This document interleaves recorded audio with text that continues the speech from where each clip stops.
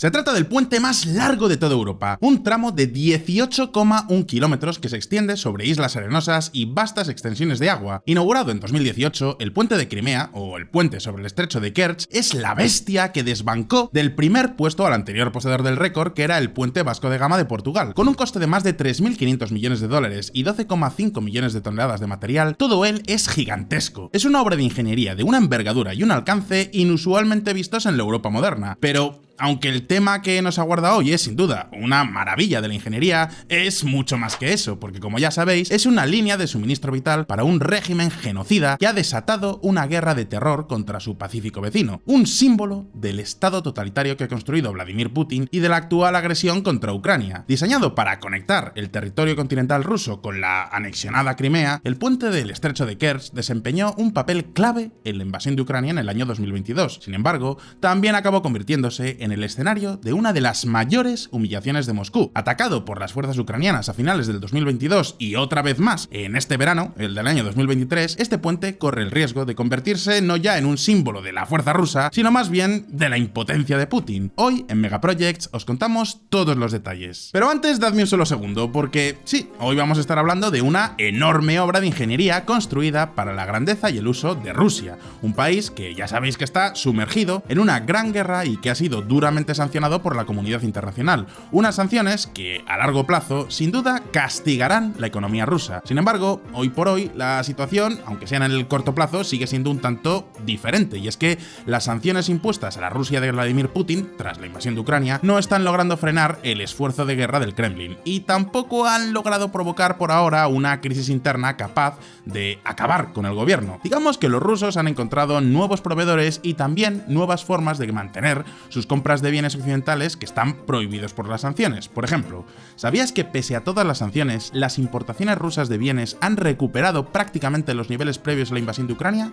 La pregunta es, ¿cómo lo están logrando? ¿Cómo están consiguiendo todos los suministros que necesitan las fábricas rusas? Pues os lo contamos en uno de los últimos vídeos de Si lo hubiera sabido, que ya sabéis que es el canal de información financiera de Mutuactivos con el que participamos. Os dejo el enlace en la descripción. Y ahora sí, vamos con el puente de Kerch.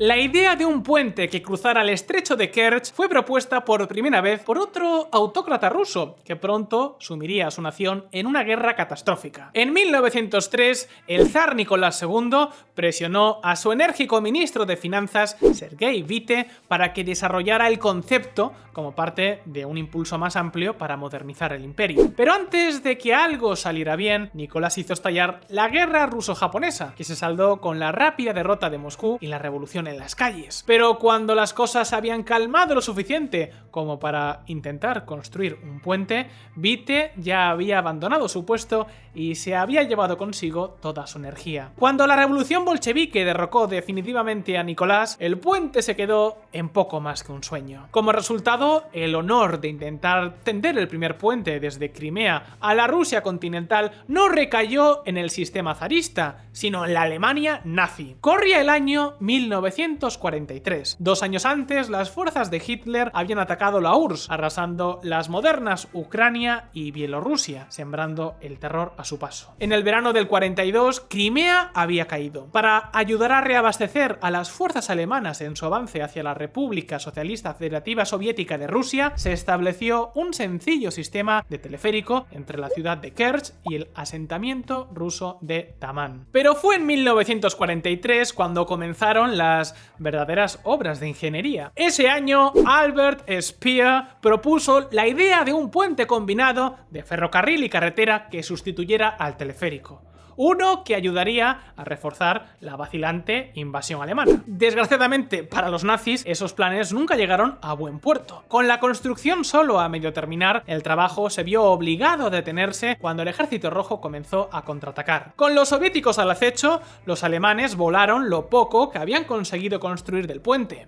Claro que eso no detuvo a las fuerzas de Stalin. En la primavera del 44, el Ejército Rojo había retomado Crimea, algo que Stalin Stalin celebró haciendo redadas y deportando a todos sus habitantes autóctonos por no resistirse a los nazis. Unos 200.000 tártaros de Crimea fueron expulsados a la fuerza de su tierra y enviados a Uzbekistán y otras zonas de la Unión Soviética. Decenas de miles murieron durante el traslado. Cuando el Imperio ruso llegó en 1783 a la península, los tártaros representaban el 98% de la población. Ahora constituyen apenas una fracción. Como siempre, la última campaña de limpieza étnica de Stalin había sido tan efectiva como brutal. En el 45 era imposible encontrar rastro tártaro alguno en Crimea, pero eso lo veremos más adelante en el vídeo. Por ahora nos limitaremos a señalar que los soviéticos finalmente lograron lo que los nazis no pudieron. Al final de la guerra construyeron el primer puente para cruzar con éxito el estrecho de Kerch. Ahora bien, eso de con éxito es un término relativo. Con solo 4,5 kilómetros de longitud, el puente ferroviario soviético cruzaba directamente el punto más corto, quedando muy expuesto a fenómenos climáticos adversos. Esto quedó dolorosamente claro esa misma primavera, cuando grandes bloques de hielo arrastrados desde el mar de Azov chocaron contra el puente, destruyéndolo con la misma eficacia que una bomba. Una vez destruido el enlace ferroviario, los soviéticos no se molestaron en reconstruirlo. Era demasiado trabajo, demasiado caro, demasiado propenso al desastre. Desde ese momento hasta el colapso de la URSS, la principal forma de cruzar el estrecho sería en embarcaciones marítimas. Solo una vez que el Imperio Soviético no fuera más que cenizas, reviviría por fin el viejo sueño del zar Nicolás II de construir un puente.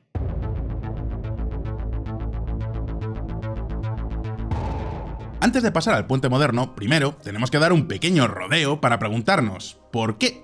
¿Por qué los soviéticos se conformaron con dejar este proyecto inacabado? La respuesta es bastante sencilla, y es que el estrecho de Kerch es uno de los peores entornos de construcción del mundo. Lo primero que hay que tener en cuenta es la enorme cantidad de limo acumulado bajo sus aguas. Para clavar pilares en un lecho rocoso estable hay que excavar a través de unos 60 metros de lodo, e incluso entonces la estabilidad sería solo un sueño, porque Crimea se asienta sobre una falla. Es decir, que justo debajo del estrecho dos placas tectónicas rozan entre sí, lo que hace que la zona sea intrínsecamente inestable, y esto se manifiesta a menudo en forma de volcanes de lodo, es decir, picos de cieno que pueden surgir de la tierra e interrumpir cualquier obra de construcción que se realice sobre ellos. Y eso antes de hablar de los efectos climáticos habituales, como por ejemplo la forma en la que el estrecho canaliza el viento a niveles de fuerza de vendaval, o por ejemplo también los bloques de hielo estacionales como el que destruyó el puente de la era soviética. De ahí que la URSS se contentara con un simple servicio de embarcaciones incluso después de la caída de la Unión Soviética, y que desde entonces nadie en la nueva Ucrania independiente estuviera interesado en reanudar el proyecto. Pero la Rusia post-soviética estaba dispuesta a construir el puente del zar Nicolás, por una razón muy importante. Cuando Ucrania dejó de formar parte de la Unión Soviética, Crimea se fue con ella, y es que veréis, en 1954 Nikita Khrushchev había transferido la península al control del soviet ucraniano como parte de las celebraciones de los 300 años de la unidad ruso-ucraniana. Dado que los tártaros de Crimea habían sido sometidos a un genocidio por parte de Stalin, no quedaban habitantes autóctonos de los que preocuparse, y así es como, en el contexto de 1954, la transferencia fue poco más que una mera formalidad. Tanto Ucrania como Rusia ya pertenecían a la Unión Soviética, por tanto, ¿qué más daba? Pero entonces la Unión Soviética se derrumbó, dejando a Rusia con un arrendamiento a largo plazo de la base naval de Crimea en Sebastopol. Ya en el año 1991, justo después de que Kiev declarase su independencia, Moscú presionó para que se construyera un puente sobre el estrecho de Kerch, pero la petición nunca llegó a ninguna parte.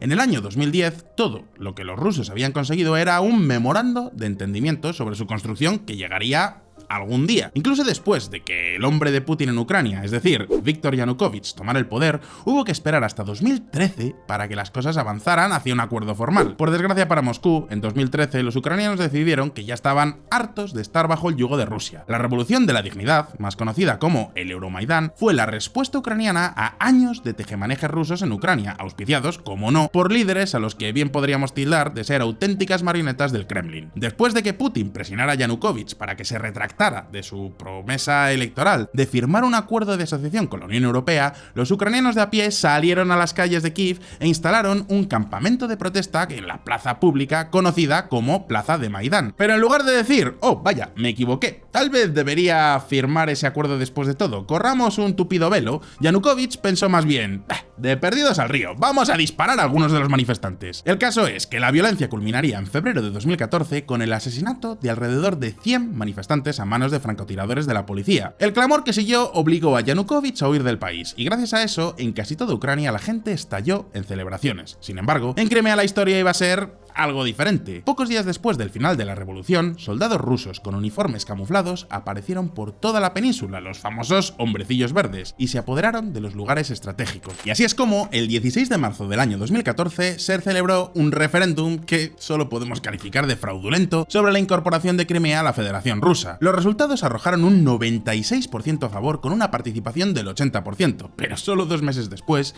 alguien en el Kremlin filtró los verdaderos resultados, que reflejaban una participación de apenas el 30% con solo algo más de la mitad a favor de la unión con el estado policial de Putin. Para entonces, sin embargo, ya era demasiado tarde, porque Rusia se anexionó Crimea ilegalmente el 18 de marzo de 2014, y menos de un año después, a principios de enero de 2015, Vladimir Putin hizo un anuncio sorpresa. Moscú construiría finalmente un puente sobre el estrecho de Kerch. Un puente que no solo serviría para transportar mercancías, sino que además sería todo un símbolo que demostraría que Crimea estaría ocupada por Rusia para siempre.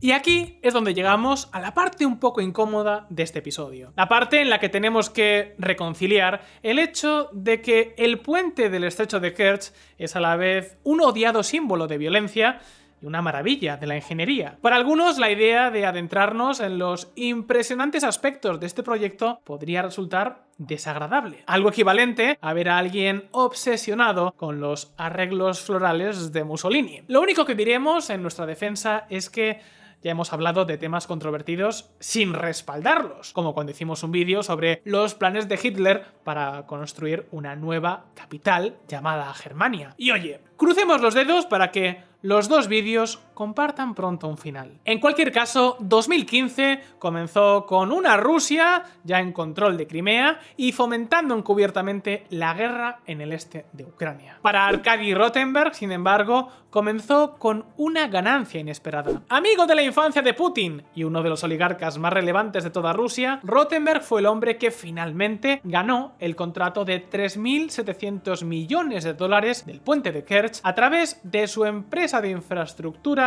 Stroigas Montaz, también conocida como SGM. No importa que SGM no fuera precisamente una especialista en construir puentes. Tampoco importaba que los costes del puente de Kerch fueran tan elevados que Moscú tuviera que dejar prácticamente de construir carreteras en otros lugares mientras durara esta obra. El nuevo zar quería su puente y punto, nada más que hablar. Dicho esto, lo que Rotenberg y SGM consiguieron finalmente fue impresionante. Para hacer frente a las duras condiciones meteorológicas, la empresa construyó 3 puentes provisionales para transportar personas y equipos al lugar. Para hacer frente a los retos geológicos, emplearon más de 7.000 pilotes, hincados a 90 metros en el limo y el lecho rocoso. Se clavaron en ángulo para que, en teoría, no se derrumbaran en caso de terremoto. Para superar las intensas corrientes del estrecho, utilizaron delgados pilones alrededor de los pilares. Pilones con suficiente espacio entre ellos para dejar que las aguas pasaran sin demasiada fricción. Los vanos, por su parte, se diseñaron lo bastante anchos para permitir el paso de los bloques de hielo estacionales. Pero no solo la naturaleza planteaba problemas. Más de 200 bombas de la Segunda Guerra Mundial seguían depositadas en el limo. Bombas que tuvieron que ser localizadas por buzos y eliminadas cuidadosamente. Estas dificultades se repitieron a lo largo de los 18,1 kilómetros del puente. Un tramo que cruzaba 2 franjas de aguas abiertas de entre 5,5 kilómetros y 6,4 de ancho, además de recorrer más de 6 kilómetros a lo largo de la isla arenosa de Tuzla. También tenían que hacerlo increíblemente alto. Dado que por el estrecho de Kerch discurre una importante ruta marítima, la empresa se vio obligada a construir arcos que tuvieran una altura libre de 35 metros por debajo de ellos, o 114 pies para nuestros espectadores estadounidenses. Como estos arcos también tienen casi un cuarto de kilómetro de longitud, tuvieron que construirse en tierra antes de ser enviados y colocados en su lugar. A principios de 2018, el tramo de carretera estaba terminado, un tramo destinado a ver pasar hasta 40.000 coches al día. Aunque las dos líneas de ferrocarril no se abrirían hasta 2020, parece que SGM había hecho lo imposible. Por fin habían construido el puente tan deseado por los zares. Ese mayo de 2018, Vladimir Putin cruzó personalmente el puente para declararlo abierto. Un gran gesto de relaciones públicas donde los haya. Sin embargo, incluso en Rusia, no todo el mundo lo aplaudía. A pesar de que Arkady Rottenberg parecía haber logrado lo imposible, un pequeño número de ingenieros afirmaba que el diseño era demasiado inestable, que los pilotes debían hundirse mucho más en el lecho rocoso para protegerse de los terremotos. Algunos incluso advirtieron de que una catástrofe natural podría derribarlo pronto. Sin embargo, no sería un desastre lo que provocaría el derrumbe de un tramo del preciado puente de Putin tan solo 4 años después de su inauguración. Más bien sería la insensata decisión del dictador ruso de enfrentarse a una de las naciones más duras de la Tierra.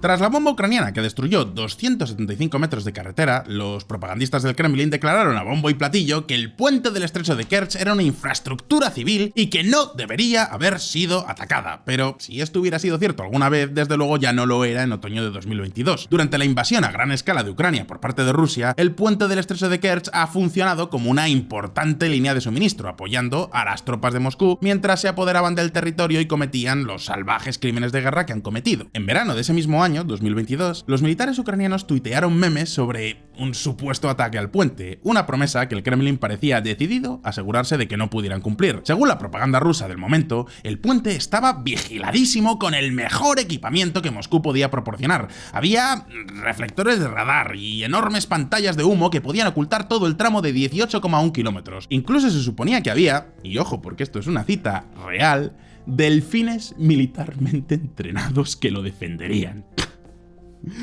Ni siquiera los rusos parecían creer en las garantías del Kremlin, y a mediados de agosto de 2022 el puente registró el mayor tráfico de la historia en un solo día, pero ojo, porque este tráfico venía tras un ataque ucraniano en el aeródromo de Saki, donde más de 38.000 coches huyeron de Crimea hacia Rusia, provocando largas caravanas a través del estrecho. Pero lo que ocurrió en octubre fue lo que realmente conmocionó a Moscú. Hablamos de un ataque que por su ingenio es posiblemente un megaproject tan grande como el propio puente. Veréis, en la madrugada del 8 de octubre, un camión pasó por una parte de la calzada del puente casi vacía. A las 6:08 de la mañana se puso a la altura de un tren que transportaba depósito de combustible en el puente ferroviario paralelo, justo cuando llegaba a la mitad del camino entre dos enormes pilares de hormigón que sostenían la calzada. Esto último es muy importante porque a medio camino entre estos dos pilares se encontraban los puntos más débiles de la estructura, y ese era el lugar perfecto para intentar derribar de una vez por todas el dichoso puente. Un lugar perfecto para hacer estallar, por ejemplo, un camión bomba gigante. Probablemente recuerdes las imágenes de esa mañana, la gigantesca bola de fuego que envolvió el puente, la explosión que sacudió la confianza de todos en Rusia. Al estallar, la bomba se llevó por delante el tramo por el que circulaba el camión y la presión de la explosión derrumbó 275 metros de calzada sobre las aguas. Al mismo tiempo, provocó también la ignición del combustible que transportaba el tren paralelo, iniciando un incendio que inutilizó la parte ferroviaria. Expertos en ingeniería estructural declararon posteriormente al New York Times que la bomba había estallado aparentemente con la precisión de una carga de demolición. Explotó en el lugar perfecto, en el momento perfecto para causar unos daños catastróficos. Incluso hoy, varios meses después, la historia completa de cómo ocurrió sigue siendo un misterio, pero sea como sea, aunque el daño al puente fue espectacular y sin duda privó a la maquinaria de guerra rusa de una línea de suministro vital, no fue ni de lejos el último capítulo del proyecto. Para nada. El final definitivo del puente del estrecho de Kerch es una historia que todavía está por escribir.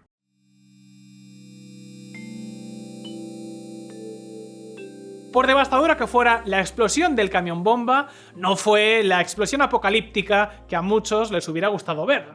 Aunque enormes trozos de carretera cayeron al agua y el fuego dañó gravemente una vía férrea, no es que el puente se hundiera bajo las olas. De hecho, en cuanto se retiraron los restos de la explosión, se reanudó el tráfico ligero. Sin embargo, no era el tráfico ligero lo que preocupaba a Ucrania. Lo que les inquietaba era el paso de material militar pesado y suministros por el puente. Suministros pesados que el ejército ruso ahora tenía que transportar en transbordadores. En aquel momento se esperaba que el puente permaneciera fuera de servicio hasta el verano de 2023. Una evaluación inicial señaló que en circunstancias normales el puente sería intransitable hasta julio. Pero claro, nada en esta guerra son circunstancias normales. Sintiéndose furioso y humillado, Putin puso todo su empeño en la reconstrucción. Eso significó el despliegue de grúas flotantes para retirar los vanos destruidos. Hubo que sustituir los pilares de hormigón agrietados por la fuerza de la explosión. A finales de año se habían colocado en su lugar trozos prefabricados de carretera. Tras un intenso periodo de colocación de asfalto y el arreglo del alumbrado, la parte de carretera estaba lista para funcionar. A mediados de diciembre de 2022, Putin volvió a cruzar el puente en coche para demostrar que estaba abierto. El 26 de enero de 2023, el Kremlin anunció que el puente de Kerch estaba totalmente reparado y abierto para su uso. Menos de 4 meses después de que la bomba lo inutilizara, el juguete de Putin volvía a funcionar, recuperado en todo su esplendor. O quizás no. En declaraciones a News Civil Engineer, Andrew Barr, investigador asociado del Departamento de Dinámica de Explosiones e Impactos de, a su vez, el Departamento de Ingeniería de la Universidad de Sheffield, sugirió que la reparación había sido un trabajo apresurado. Un trabajo que había cambiado la seguridad a largo plazo del puente por un uso a corto plazo. En palabras de Barr, no estoy seguro de hasta qué punto se han realizado comprobaciones estructurales de los muelles de hormigón existentes. El principal riesgo para esto será que las pequeñas grietas creadas durante la explosión y el hundimiento de las cubiertas permitan la entrada de agua de mar y corroan el refuerzo de acero. Eso podría significar problemas en el futuro, problemas costosos, muy caros, aunque es igualmente posible que el puente del estrecho de Kerch no sobreviva lo suficiente como para que nada de esto importe. Como símbolo odiado de la ocupación rusa, el puente ocupa un lugar destacado en la lista de objetivos de Ucrania. Quizá esa vez no se intente derribar con un camión bomba, sino con misiles. Si Ucrania gana la guerra y recupera Crimea, es imposible imaginar que el puente se mantenga en pie. Si Rusia es expulsada, esta estructura desaparecerá con ella. Pasará a la historia junto con el puente soviético de la década de 1940. Y para ser honestos, este sería el mejor final imaginable. Mientras que nuestro pan de cada día en este canal, en Megaprojects, es quedarnos fascinados con megaestructuras impresionantes, eso no significa que no existan implicaciones políticas. Por muy asombroso que sea algo a nivel de ingeniería, estamos dispuestos a reconocer que pueda ser una fuerza globalmente negativa para este mundo. Pues bien, el puente del estrecho de Kerch entra en esta categoría. Una impresionante proeza técnica que ahora se utiliza para librar una guerra injusta y genocida. Una maravilla de la construcción nacida de una semilla de pura maldad. Solo podemos esperar que dentro de 100 años la gente piense de él lo mismo que hoy pensamos de las megaestructuras nazis. Un fragmento del pasado, un vestigio roto de un régimen belicista que afortunadamente pasó a la historia hace muchísimo tiempo. Si os ha resultado interesante este vídeo, no olvidéis hacérnoslo saber dándole al botón de like. Nos vemos en el próximo vídeo. Un saludo y hasta la próxima.